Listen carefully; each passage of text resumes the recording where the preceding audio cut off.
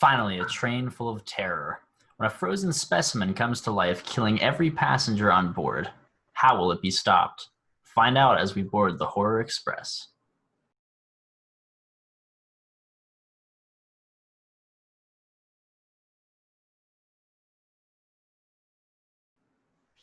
All right, cool. So this is our panel discussion for Horror Express. We are joined, of course, by Graham and Jake again, members of our previous panels, and today we're joined by Tristan. We all watched Horror Express, and we're going to get into some questions here. If you were to come across a monster or creature in a similar fashion, what would you do? Jump off the train, most likely. I'd try to find, I'd just stick to one of the back cars and see if there's a hill that I can roll down and just out.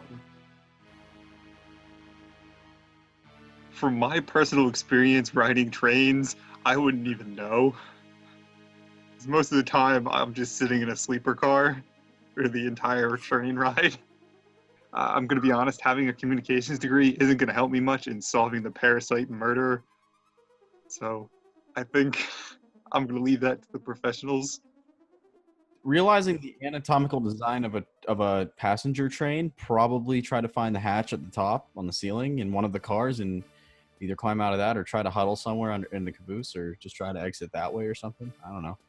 I would not try to confront that myself, though, because we all know how that would go. Do you think this depiction of aliens and this depiction of, I guess it was an alien. Do you think that's scarier or less scary than the typical gray or green aliens we have? I never really find the typical greens and grays to be particularly scary. I think most other interpretations tend to be scarier. I actually really liked the design of it. It was neat in the first part of the movie seeing a fossil walking around. Do you think it was more because it was a horror movie? They wanted to fit that horror theme?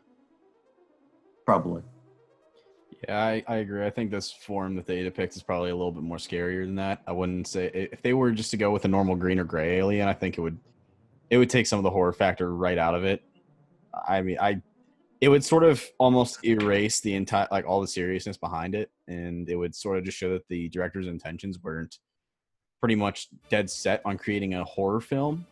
But I think they approached it really well with this, with the design of these kind of aliens, going a little bit off the grid with it.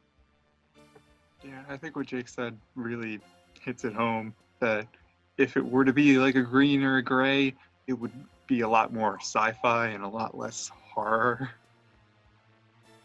It would make the movie, I think, look a little bit more like Mars Attacks or something like that, like these ridiculous, goofy-looking aliens.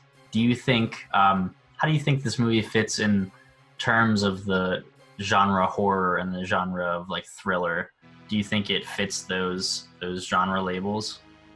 I personally think it fits into horror, but I don't see thriller too much. It's kind of more like a detective mystery sort of vibe. Yeah, I agree. I see more of like a mystery sort of thing. I don't see too much thriller in it.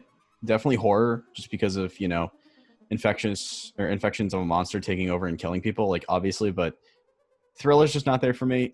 They sort of crossed that line whenever they started to, like, figuring out who it's going to be. I think that kind of took the thriller stance right out of it.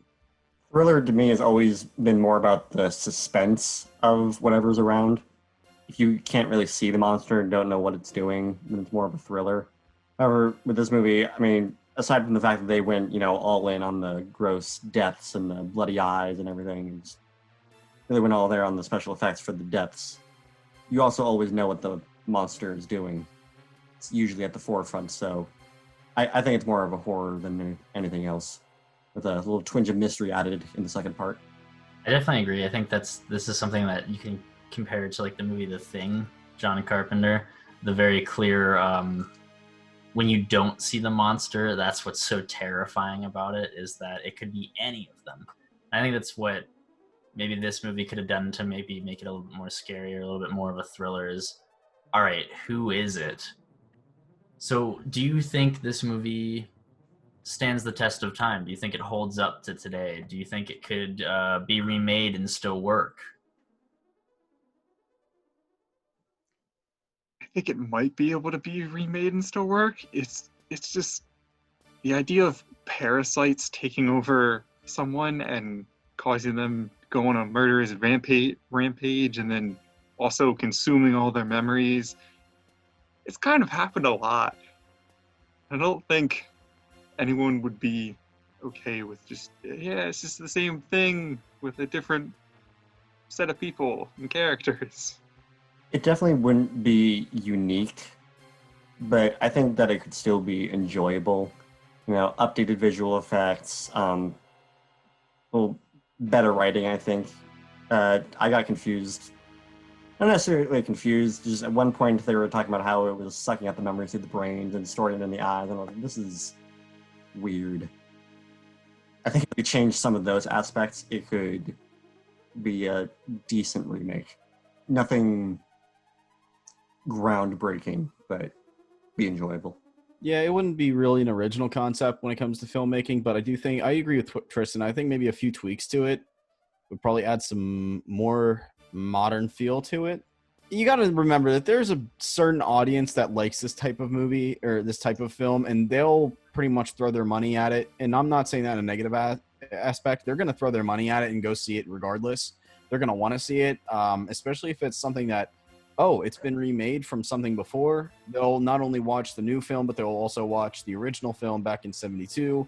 Try to compare and contrast, because that seems to be where a lot of moviegoers really go to nowadays. They try to compare and contrast films, especially since we're in an era where a lot of films are being remade. Some very poorly, some very well. I think it all depends on who directs it, who produces it, and how they're what their direction is with it. Whether they want to replicate exactly what the movie is, or just take the common theme and reproduce it with something entirely new. But I think it could stand the test of time. I think it could be relevant today, especially if it's more of like an exclusively Halloween movie, maybe something you see on AMC or something like that, or something like this, the discussion panel. I think it could be relevant. It brought back to relevance today. I definitely agree. I think it could be remade. I think it could stand a little bit refreshing. You could do a couple of different things with it. You don't travel a whole lot by train nowadays, maybe, but something like even a metro or like a tram got stuck somewhere and I have to deal with this thing escaping, something like that. I think there's like an airplane or something, like completely flip on where this is being held at, just because right. It opens up for more possibilities with how they want to script it, how they want to produce it. It's not, you don't have to limit it to just a train or a metro, because obviously if you limit it to there, you're going to know how this is going to end up just because it's on the ground or stationary. But you place it somewhere in like an aerodynamic place, I mean, you're going to find different ways to rewrite it, and it's going to draw more audience intrigue. Boat, you're stuck on this boat, you can't do anything about it. Weird things like that. Yeah, like a train is relatively easy to escape from. Yeah, like a boat or an airplane. Definitely up the stakes. Right, go ahead and jump off now, Tristan. Don't have a lot of options there. Nope. So one of my final questions was, what's your favorite part of it? It's so goofy and kind of cheesy, but I think there's definitely some really cool parts to it. One of my all-time favorites is actually being able to see Peter Cushing and Christopher Lee together on screen. I mean, it's so awesome. I was gonna say my favorite scene by far in the movie is the two of them, and I'm blanking on the name, but the other scientists. They were, performing the autopsy and looking at the eyes and everything. It wasn't necessarily anything exciting happening in that scene, but seeing two legends like that, and just in a cool scene like that where they're acting like scientists, and unlike most horror movies, actually being smart about what they're doing. It was cool to watch. I liked when the monster was still in the crate, and then it just kind of squeezed his arm out and unlocked the crate himself. I gotta say, toward the end, it was when they were all huddled in the caboose, or they're trying to uncouple it from the, they're trying to take it away from the original train to get rid of it, and when the alien just resurrected all of its victims. I mean, for a 1972 film, that was pretty intriguing.